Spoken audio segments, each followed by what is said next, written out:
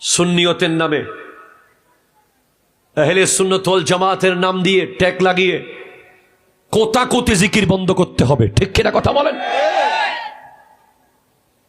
কোতাকুতি জিকির চলবে না।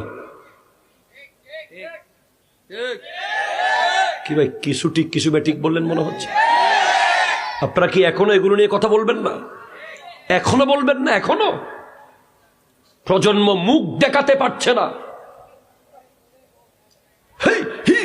এগুলো কি? কি এগুলো? কি এগুলো? কি? What is this? এক্সপ্লেইন।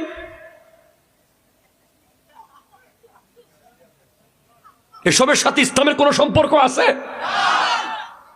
আপনি আমার ভাই হতে পারেন, আপনি আমার মানুষ হতে পারেন, কিন্তু আমি স্পষ্ট হক কথা বলে যেতে হবে। ঠিক কিনা বলেন? আজকে কত বড় বড় ওলিরা, হযরত আকবর আলী রেজভী কত বড় ওলি, কথা বলেন। আরো কত বড় বড় ওলি আল্লাহদেরকে আমরা প্রশ্নবিদ্ধ করছি আমাদের ব্যক্তিগত কতগুলো আচরণের কারণে। ওনাদের আকাশচুম্বী সম্মানকে আজকে জমিনে মিশিয়ে দিচ্ছি আমাদের মতো কিছু পাগল ছাগল কিছু লোকের কারণে। ঠিক কিনা কথা জোরে বলেন? এসব জিকির বন্ধ করেন।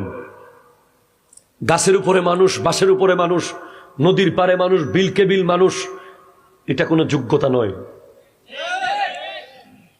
LMF ডাক্তারের চেম্বারে যদি 10,000 রোগী আছে, কোনো লাভ নাই। FCPS এর কাছে 10 জন আসলে যথেষ্ট। জ্ঞানী আলেমদেরকে মূল্যায়ন করেন। ইনফরমেটিভ, তথ্যবহুল কথা যারা বলে, যাদের প্রতিটা কথায় রেফারেন্স আছে, যাদের কথাগুলো আহলে সুন্নাত ওয়াল জামাতের সম্মানকে বাড়ায়, ইসলামের ইজ্জতকে বাড়ায়। ঠিক কিনা কথা বলেন? এদের মাহফিলে 10 জন লোক হোক, তারপরেও কেউ বলবে না ভণ্ড। এখন আমরা অমুক আসলে মাধবপুরে মানুষ আর মানুষ হয়ে যায়, অমুক না আসলে ওজন মানুষ আনতে পারি না। আপনার উদ্দেশ্য কি মানুষ আনা না হেদায়ত করা? হেদায়ত একজনকে করেন, একজনকে। ঠিক কিনা বলেন না? এগুলো মাথা থেকে ফেলে দেন। আমি জয়নুল আবেদিনের কোন বিষয়ে যদি দেখেছেন সুন্নিয়তের বদনাম হচ্ছে, ইসলামের শান ক্ষুণ্ণ হচ্ছে, আপনি যদি আমাকে না বলেন আপনি আমার শত্রু, আপনি আমাকে বলবেন, আমি শুধরাবো। হ্যাঁ শুধরাবো, অবশ্যই শুধরাবো। হয়তো শুধরাবো অথবা মাঠ ছেড়ে দেব।